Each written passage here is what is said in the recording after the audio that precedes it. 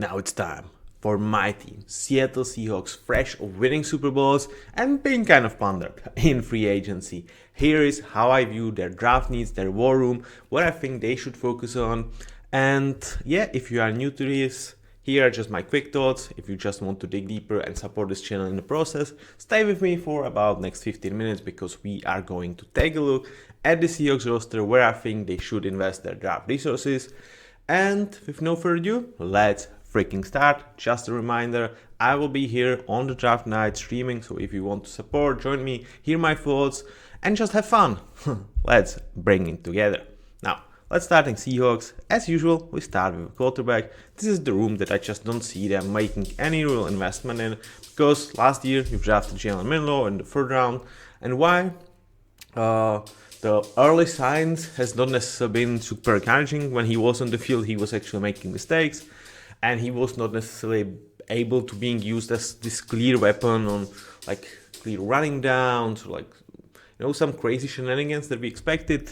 The investment has been made, and yeah, you have Sam freaking Darnold, who just had really nice playoff run, proving that he can win big playoff games. And whoever wants to say he was just carried by the team, watch the Rams game. He was excellent. He was freaking excellent. So yeah, the room is absolutely there, and they will not take a look at it. It's not the same with running backs. Losing Kenneth Walker sucks. He was great. Now, there is a big disproportion at how dire of a need a lot of people think that this running back room is. And I don't know, man. I really like Zach Charbonnet, and I feel like Emmanuel Wilson is very underrated. I think he was a very nice RB2 for the Packers, so bringing him in helps tremendously. The team seems to be very high on Kenny McIntosh, who I'm like, alright, not so sure, but you also have Cam Akers and George Holani, so there are bodies. I'm not saying this is the best running back room, and for a team that was heavily dependent on run game, this could obviously be a priority and a problem. I will not be mad or saying this is a terrifying reach if they take Jadarian Price with the last pick of the first round. At the same time, I feel like running back position is one of the things that can absolutely be something you deal with at the trade deadline. There are enough veterans to really help boost your run game. I'm not saying that Cardinals would traded us James Conner, but you can take Tony Pollard from the Titans, especially if they take Jeremiah Love. He might even get cut, which is something that I think some teams could be waiting for. So I'm kind of okay with this room. I still consider this a tier 2 need, but I'm not there with this is a huge weakness, we have to invest premium, or we are fucking lost there. I'm not there. I am definitely not there. And one more thought, with Jalen Milroe, and his path when we drafted him was alright, Sam Darnold is here, we don't know what to expect, and Jalen Milroe could be a clear successor. That sail kind of has swimmed away. Obviously Sam could come to earth, but at this moment he is most likely a Seahawks franchise QB for next couple of years. Is there a transition for Jalen Milroe to become much more of a running back / Taysom Hill type of player? I think it's his best path to really nice future in the NFL. And let's be fair, Taysom Hill got $10 million a year. That's a good path to take if you are making this type of money, and I think he could be very special in that. Plus, you are adding that he is legit quarterback. I would love him making this transition more. I think it would fit this team. Right now it would fit this team needs. He could legit has abilities to be Seahawks starting running back for 27. He legit has these abilities. It's just whether he decides to take the path or whether teams feel like that's worth of the investment. But I would actually be on that train if it was his agent, because his starting potential in the league just dipped tremendously with Sam Darnold being locked here, and it's going to be hard for a project to go somewhere else, become starter. It took Malik Willis for very similar type of prospect a couple of years back, really special type of grooming with the Packers and special showing when he was on the field, and yet he got $20 million a year. It's not bad money, right? But I would definitely think about that, and as a Seahawks fan, I would actually love it. So just a thought out there. Now, with wide receivers, Yeah, we have this guy. I think you've heard of JSN, Offensive Player of the Year. He was exceptional, man. Like, I would still probably have him as a fourth in terms of just raw ability behind Jamar, Justin, and Puka, but it's like damn freaking close. And yeah, like this dude is freaking amazing. Next to him, you have Cooper Cup, who I absolutely loved when he got him because I think he's a professional through and through, and he is damn good football player still. Plus, you have Rashid Shaheed. We have brought Jake Bobo back, which I was super excited about. So yeah, this is another room that I just don't see us investing, especially having Torrey Horton from last year. Yeah, we have R5 and we are good to go. With tight ends, pretty much the same deal. Last year, the investment has been made in Elijah Arroyo. We have veteran in Eric Solberg and AJ Barner, kind of breakout last year. So another clear tier 3 need. These rooms are absolutely taken care of. With offensive tackles, the starters are in place. You have Charles Claus, and finally Abe Lucas was able to stay healthy. I was so happy for him, so happy for the Seahawks because they kind of banked on that, gave him an extension prior to last year, and it paid off massively. Now, in terms of swing tackles, there is Josh Jones still there, which is absolutely fine. Can I see... if I have one special player for the Seahawks in mind, I'm so bad with names, man.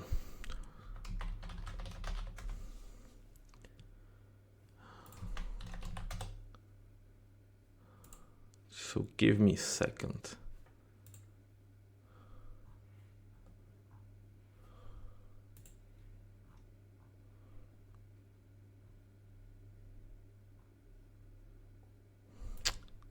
Man. Ah, gosh.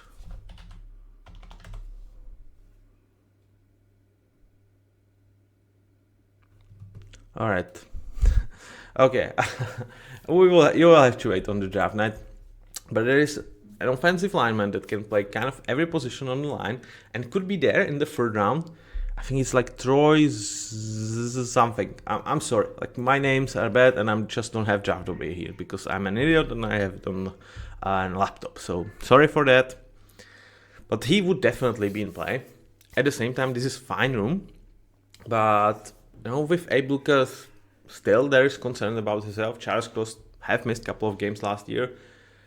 If there is a premium put on bringing an offensive lineman, I would really like it to be a guy that can play tackle as well, but is primarily guard. Speaking of guard, man, Grace Abel, what a freaking hit, right? And between Olivatimi and Jalen Sandell, I think we have our center. It's not great, but it's absolutely fine enough. Then there's a problem. I mean, Anthony Bradford, it's just not good enough, man. Like, I hope he develops. I don't want to bash the guy because he was doing his best. He's a 4th round pick that, like, in his second year was able to hang on to play in the Super Bowl team. He was the worst starting player of us, like, that's clear. But, like, he hang on. He just at least fought. That's what I'm going to say. And there is potential for his progression. So, depending how they view this guy, plus Christian Haynes, who I had tremendous expectations and so far they have like gone to shit, they might feel like we are kind of set. In my eyes, center feels set between the two guys. I think we have a fine starter, whether it's for this year or next years to come. But I would definitely invest premium into guard. So center, free, guard. Yeah, I would have to call it premium number one, like tier 1 need. Especially if there is a guy that could play both guard and tackle, which would be my guy that I just cannot remember, so sorry for that. Now, let's shift towards defense. Starting on the edge, we have a bit kind of plunder there, but we still have Tank Lawrence, Uchenna Nwosu, and Derek Hall. The question is, behind these guys, there is not that much that we are super excited, and also, that's free. 2 of them probably could not be on the roster for next season in Uchenna Nwosu and DeMarcus Lawrence, and at the same time, DeMarcus was like very, very happily super healthy last year. How often will that happen for him? Because he had his injury issues with the Cowboys. So to me, this is high tier to need. Whether we're talking right now, we definitely need another body. Whether we talk future, hell, we need another body, man. So yeah, first round pick could absolutely go there. Interior, one of the better ones in the league between Leonard Williams, Byron Murphy, and Jaron Reed. I would still not call this room absolutely set up, though Mike Morris and Riley Mills are fine developmental pieces. I think with Jaron Reed, we are probably staring down the barrel of like one last season. Leonard Williams is not necessarily getting any younger, so one more body would probably not go amiss, especially when you consider how many rotations is Mike McDonald like embodying on this team. If there is potentially even like a nose tackle that could alleviate some of the early down stuff from Byron Murphy, I would look into that. Not necessarily because Byron is not great there, he is freaking great, right? But replacing Jaron Reed, alleviate some run defense from Byron Murphy, letting him more be a disruptor on passing downs, something to think about. So high tier 3 need for me. In terms of linebackers, we are set, man. We have said this is our trio. We feel good about it. Prolonging J. Thomas, Ernest Jones is the number one guy. And Tyrese Knight as an LB3, that's a freaking luxury, man. Clear tier 3 need, taken care of for like next 2 seasons. There's pretty much no nothing to just be talking about this. Like, yeah, I think we are absolutely set there. With corners, not so much. And here the discussion is definitely getting like more murky, more interesting, and how do you want to approach this? Because we've lost Terry Woolen, right? And Devon Witherspoon is a special player. He's playing in a slot quite a lot, which leaves Josh Jobe as pretty much the only primary outside corner for this team. At the same time, with Nick Emanvori taking over more of the nickel positions, slot, star defender, whatever you want to call him, Devon definitely shifted more outside. So how much are we okay with that? Like how much we can survive with really not using Devon in his primary position? And if that's the case, like are we limiting him? I would say to a degree, but he is still exceptional outside corner. But occasionally, definitely there is a big need to use him there, and it leaves just Jobe there, and then it's Nehemiah Pritchett and like nobody else. Like this team does not necessarily have outside corner. Like for Nicholas, Noah Igbinogbeni, I'm sorry, man. It's just a hard name for me to pronounce. Can play there, but that's pretty much it. Like man, this team is freaking desperate for an outside corner. Like that to me is a tier 1 need. Like F the guard. We need an outside corner. I mean, preventing injuries, protecting from injuries, competition for Josh Jobe, letting Spoon play from a slot quite often. It's like absolutely tier 1 need, man. Like I put it low tier 1, but like no, it's tier 1. Like come on. I love the starting trio of Spoon, Josh Jobe, and Nick Emanvori. It's like one of the best in the league. But there is no backups, man. And you want to use Spoon at nickel as well. So like no, this is a tier 1 need. And when I'm like looking at what this team should be drafting in the first round, I'm not going Jeremiah Price. And especially if like someone like Jeremy McCoy is falling to 20s, man, I'm thinking about trading up. Using some of the next year resources, which are definitely more intriguing to some teams because next year draft is supposed to be this great, but we will have some comp picks from free agents that we have lost this year, so we can use those to trade up if Jeremy McCoy, for example, falls down, because I think he would be exceptional, man, for this system. Like him, Spoon, Emanvori, Josh Jobe, Julian Love, Ty Okada, like sign me freaking up. come on. Like, this is a low-key, like, nobody actually, like, I have not seen any mock draft in which Seahawks traded up. And there is big potential of McCoy falling down because injury stuff. Like, I have seen some mocks having him in 20s, some big boards having him in 20s. Like, in my, he's going to be definitely top 15, potential top 10. But, like, if he falls to 20, 22, man, I'm thinking about this. And there's a couple of teams that would be willing to trade back. So watch out for this one, because this to me is this team's biggest need. If safeties, I think we are absolutely set. Julian Love, absolute legend for like just being there. He's just a constant plus for this team as the free safety, just watching over this team and like allowing all the crazy guys to just do their job, and Nick Manvori, Devin Witherspoon, etc., knowing they have safety in this Pro Bowl level starting safety. And Ty Okada, kudos to him, man. Like, he definitely showed up last year, and losing Brian sucks. I do trust in Ty.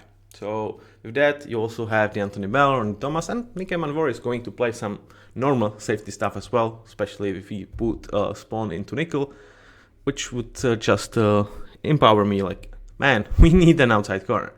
So these are the Seahawks.